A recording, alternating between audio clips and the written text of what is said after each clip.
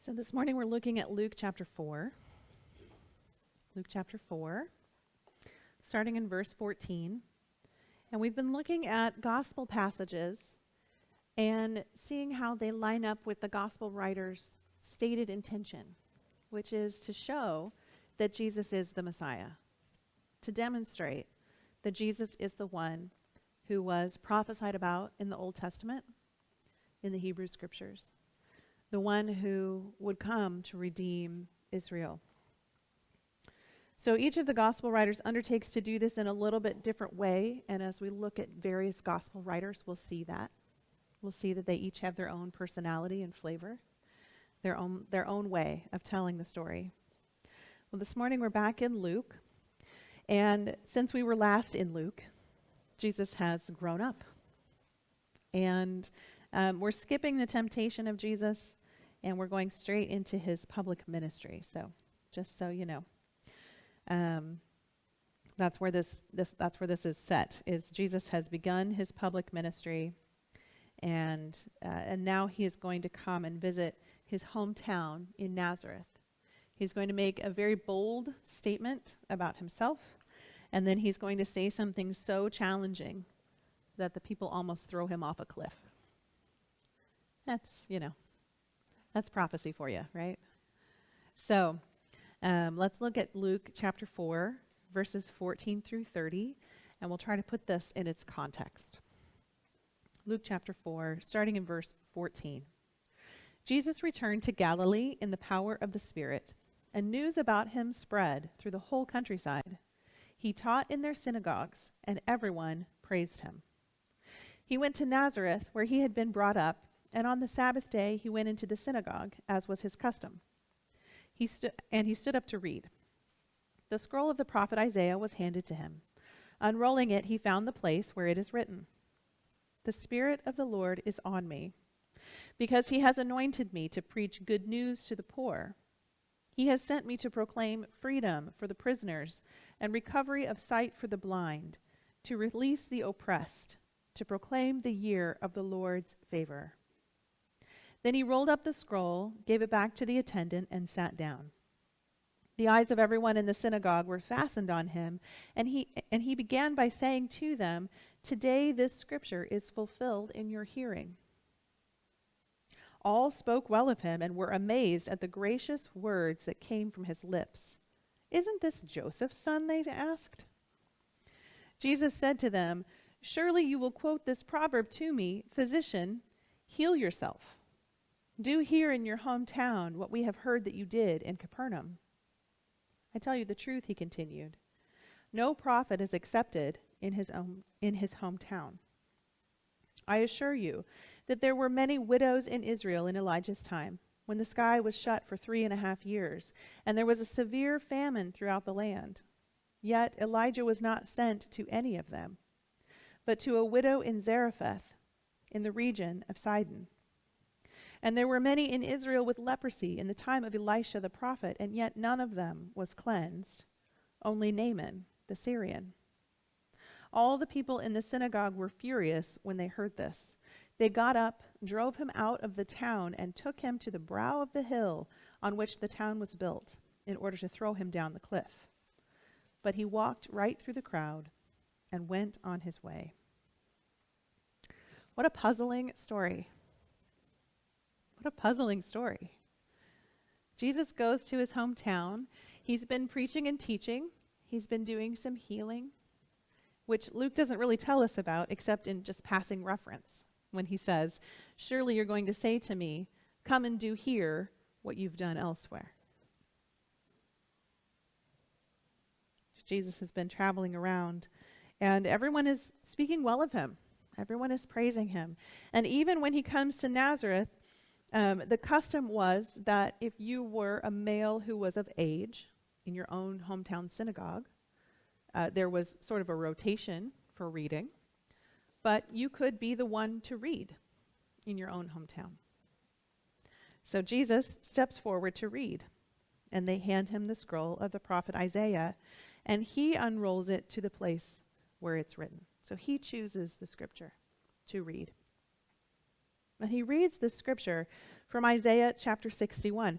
So let's flip over. If you have a Bible, flip over with me to Isaiah chapter 61, which is in the Hebrew Scriptures, the Old Testament. Because Jesus doesn't finish the reading. He leaves some stuff out. And that's important for us to know because we don't have this memorized. I don't have it memorized. Anybody have Isaiah chapter 61 memorized? No. But his audience would have known that he left something out because this was their tradition and their practice, and this is a very important scripture. So Isaiah chapter 61, starting in verse 1, and if you don't have a Bible, you can just listen. Isaiah says, "The Spirit of the Sovereign Lord is on me, because the Lord has anointed me to preach good news to the poor.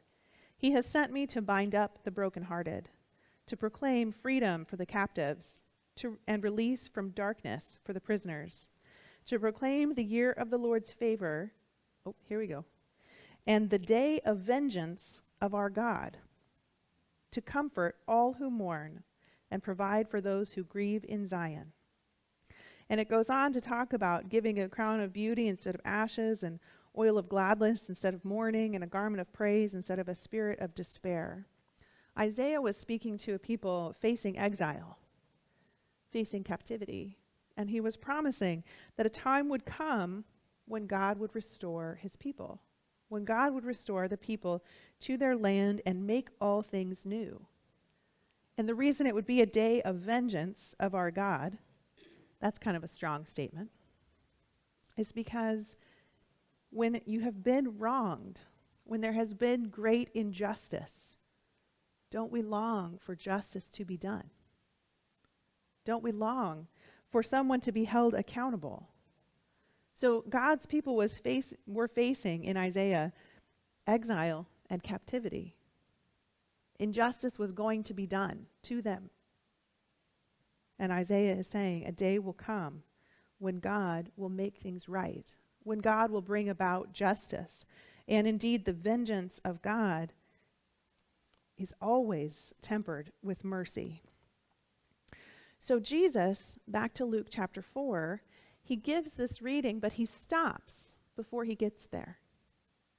He stops before he gets there. He says, "The Spirit of the Lord is on me. He's anointed me to preach the good news to the poor, to proclaim freedom for the prisoners, recovery of sight for the blind, to release the oppressed, to proclaim the Lord's favor." But he does not say, "God has sent me to make all things right for Israel." He does not say, "God has sent me to throw the Romans off, to throw off their yoke of oppression, to create an independently ruled Israel." He does not make that promise because that is not his intention. It's something that's missing from the reading. Now the people were happy at what he read, even though they would have had that sense of, wait, something's missing. We do that, right? When we hear something that's familiar to us and someone doesn't finish it, we go, there's something missing. There's something missing. If I were to say, shave and a haircut, just leave it. Just leave it, right? You'd be like, and the ending. Please, the ending. 2 bits, right? Or if we finished singing a hymn and we said, "Ah, men," right? We want that cadence to come to completion. We want to finish what's been started. They would have known, they would have noticed that it was missing. They're happy with what he does promise, though. They're happy because it is a reflection of what he's been doing. He's been preaching the good news to the poor. He's been proclaiming freedom. He's been giving sight to the blind. He's been healing the sick. So they're happy about that. And they're proud of him And he says to them, "Today this scripture is fulfilled in your hearing. All spoke well of him and were amazed at the gracious words that came from his lips." Oh, but then. Oh, but then. Isn't this Joseph's son? Uh-oh. Isn't that little Jesus that used to wipe his nose on his sleeve? You know, when people attain greatness, they don't usually do it in their hometown. What he says is true. If you grow up with someone, you want them to be your doctor? Right? You want them to be your doctor? They didn't ask you to the prom. Do you want them to be your doctor? Right? They used to shoot spitballs at somebody else in class. You want them to be your doctor? They may be a perfectly capable, perfectly competent doctor. But if you know them on a different level, that's not what you want. You really kind of want a stranger to be your doctor. Because then you don't know their history. You don't know that they shot spit wads at little Susie's head in class. Isn't this Joseph's son? We know him. How can this be real? We know him. We changed his diapers. We helped him from kept him from falling off the cliff that one day. He can't really be the Messiah. And so Jesus recognizes that, and he says to them, "Surely you will quote this proverb to me, 'Physician, heal yourself.' Put your money where your mouth is. It's time to show us what you're made of." If you had a doctor who smoked and had lung cancer and continued to smoke, right? Would you go to them and take their advice when they told you, you need to do this and this and this for your health? Probably not, right? You're like, you're not really taking care of your own self. I'm not sure I can trust you to take care of me. Would you go to a personal trainer who got winded on the treadmill after 15 minutes? Probably not, right? Probably not. They're saying put your money where your mouth is. And Jesus tells them, "I'd like to, but I can't." And that's what makes them mad. That's what makes them angry. That's what changes the tone of the conversation. They're happy that Jesus is doing good things. Hometown boy, grew up, now he's a preacher. We're happy about that. But when they're thinking, because they don't say it out loud, but when they're thinking, put your money where your mouth is, he says, "I tell you the truth." This is verse 24. "No prophet is accepted in his hometown." He knows. He knows what they're saying, what they're whispering, what they're thinking. He says, "I assure you that there were many widows in Israel in Elijah's time. But Elijah wasn't sent to them. He was sent to a widow in Zarephath. And there were many in Israel with leprosy at the time of Elisha, but none of them was healed, only Naaman the Syrian." We have a hard time listening to people when they're close to us, especially people like our older siblings, right? For the same reason. Because we know them too well. And Jesus is saying, "I can't heal here. I can't give the blind back their sight. I can't deliver people who are oppressed. I can't do any of that here because there's no faith in this place. There's no trust in this place. There's no way for me to operate in this place." And they were so angry when they heard this that they got up to drive him to the edge of town, to the brow of the hill, because they were going to throw him off. Jesus walks right through the crowd and goes on his way. There are some who say that that's a miraculous event that they're so angry at him and yet he's able to walk away. Honestly, I think he kind of called their bluff. He kind of called their bluff. They didn't want to kill him. They just were mad because he spoke the truth to them. And sometimes the truth hurts. Sometimes looking in a mirror hurts. Now, I want to talk about what these words that he spoke in their presence, what this meant. What is the year of the Lord's favor? It's two things. It's two things. It's this deliverance of God's people, this utter freedom that they would experience coming out of captivity, being returned to their land and their property, being given the right of self-governance. That's one interpretation. Another is sort of in the days to come, or in the world to come, in rabbinical thought and Hebrew scripture tradition, there is this sense that at the end of time, everything will be made right. Everything will be made right. And it's this theme, it's this thread that kind of weaves through the Hebrew scriptures and continues in the Christian scriptures. That God will make all things new. That God will renew everything. That God will restore what's been taken. That God will heal what's been broken. It's a source of hope for people who are enduring hard times.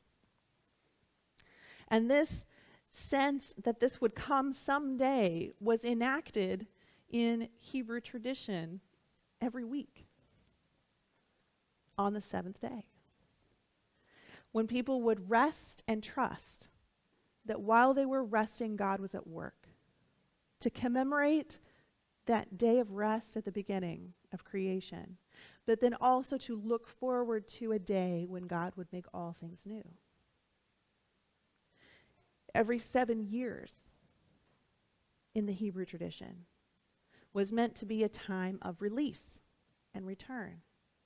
It was the number of years that if your kinsman came to you and said, I need to sell myself into slavery because I'm that far in debt, you could accept that, but only for 7 years.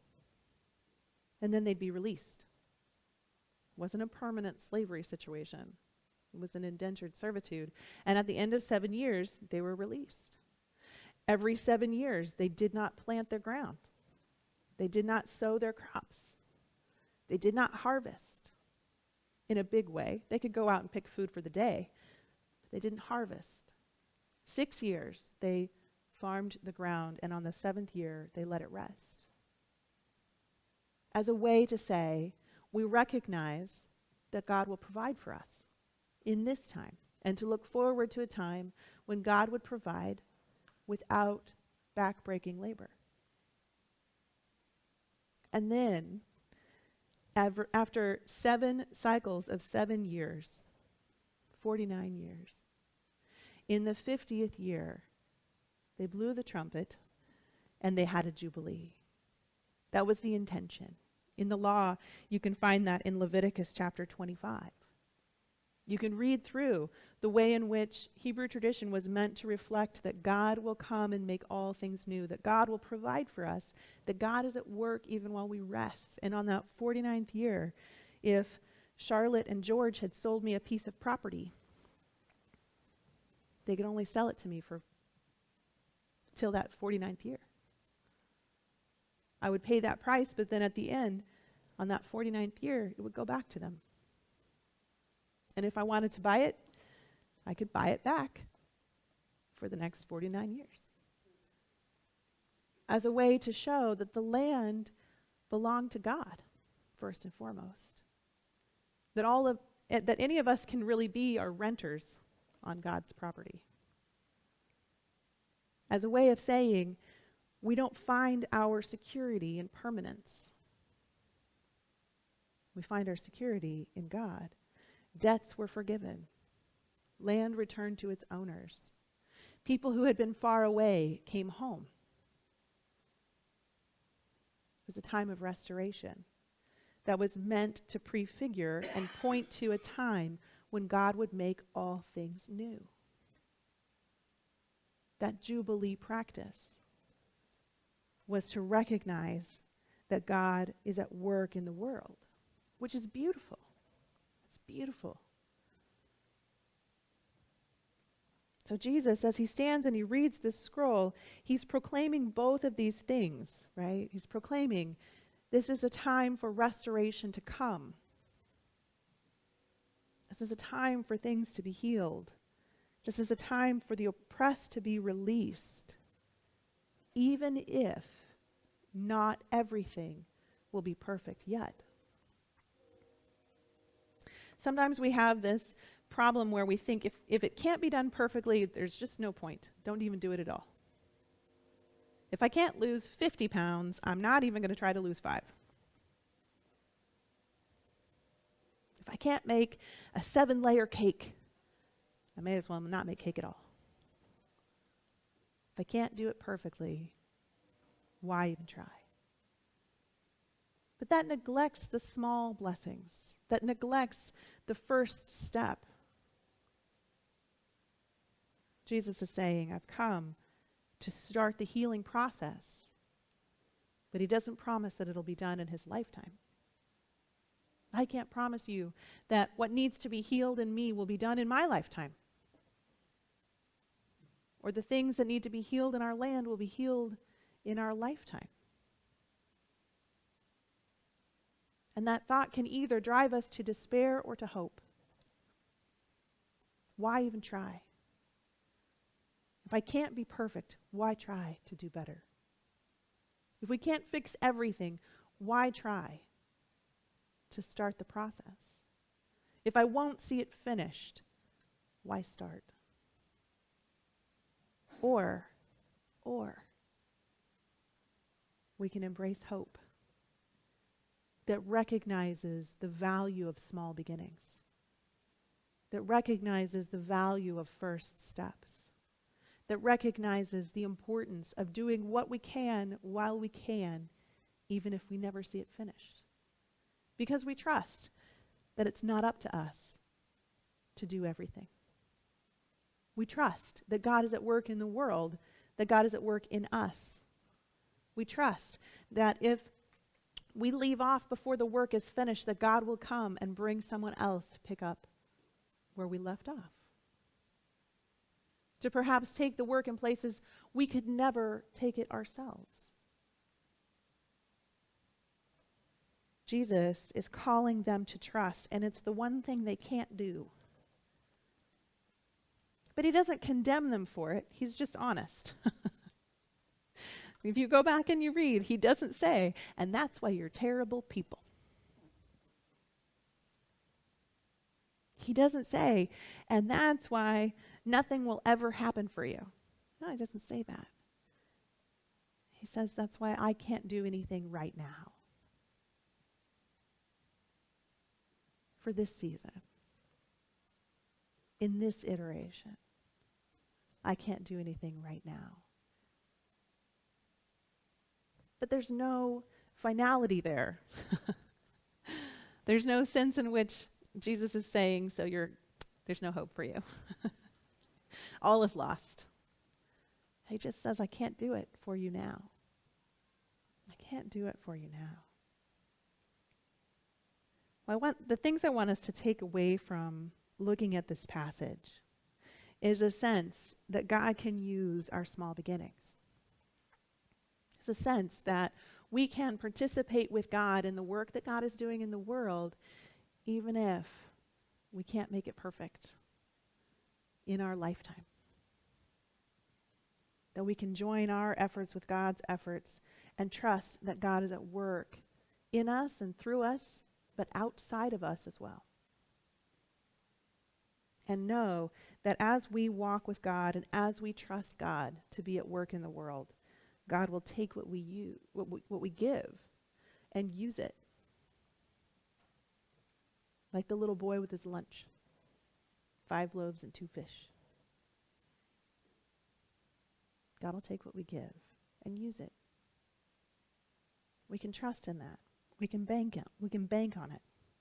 And we need to structure our lives around it because none of us know. None of us know how long we have. None of us know. So let's make use of the time we do have. Let's take each day. Let's recognize that God is at work in it. And let's choose to join him.